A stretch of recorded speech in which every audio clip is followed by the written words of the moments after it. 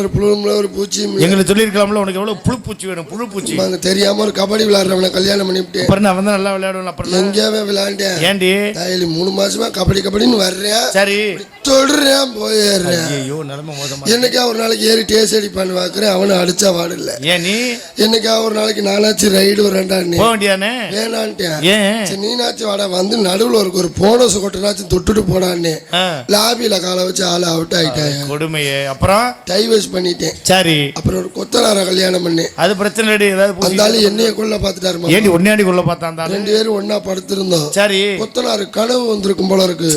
கட்டட வேலை பாக்குற மாதிரியே அவன் படுக்கு சிமெண்ட குழப்பி சாந்து சட்டியை தூக்கிட்டான் கரணியோட. இருக்கிற ஓட்டையெல்லாம் அடைக்க போறேன். நீ என்னடி படுத்து எப்படி படுத்த? ஒரு சைஸ் இப்படி படுத்து கிடந்தேன். மட்டம் அவன் படுக்கு சிமெண்ட குழப்பி சலுப்புன்னு அப்பி விட்டு தேப்பு கட்டையில தேய்ச்சி விட்டு திமுசு கட்டையில 2 இருக்குனியா மட்டப்பழையில 4 சாத்துனால வாய் வழியா சிமெண்ட் வெளியில வந்து விழுந்துரும்.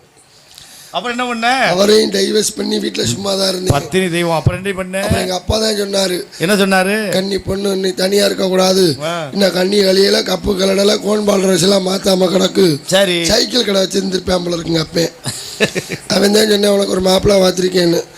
யாரு மாப்பிள்ள? அவன் இந்த பாம்பாட்டியா. பாம்பாட்டினா பாம்பை வச்சு வித்த காய்ப்பல அவனை வச்சு இவன் எப்படி என்னைய காப்பாத்திவேன் அப்படின்னு. சரி அவன் பாம்பை ஆட்டியாவது உன்னைய காப்பாத்திருவேன். எந்த பாம்ப? அவனை கல்யாணம் பண்ணி 1 மாசம் ஆகுது மாமா. சரி அவன் பாம்பை கூட கண்ணில் காமிக்கல. நானே வெக்கத்தை விட்டு கேட்டேன். நல்லா இருப்ப இந்த பாம்பை நாச்சும் காமிடா பாத்துக்கிறேன்னு. அவன் சொன்னா என் பாம்பு சும்மா கிளம்பாது மகுடிய வச்சு ஊதுனா தேன் கிளம்புட்டேன். நீ சும்மா இருந்த விடிய வாய வச்சு ஊதுன்னு ஊதுரே.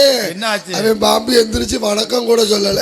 ரொம்ப ஏமாந்து போயிருப்பிய. அப்புறம் பார்த்தேன் காலைல மளிகை கடை திறந்துருந்துச்சு. சரி போயிட்டு 20 ரூபாய்க்கு கட்டி சூட வாங்கிட்டு வந்து பாம்பு மண்டை முனியில வச்சு நெருப்பு வச்சு கொளுத்தி விட்டேன். இப்ப என்னாச்சு? பாம்பு குளோசு பாம்பாட்டியும் குளோசு கிளம்பாத பாம்பா வச்சுக்கிட்டு என்ன மசருக்கு உசுரோட நல்லா இருக்கு.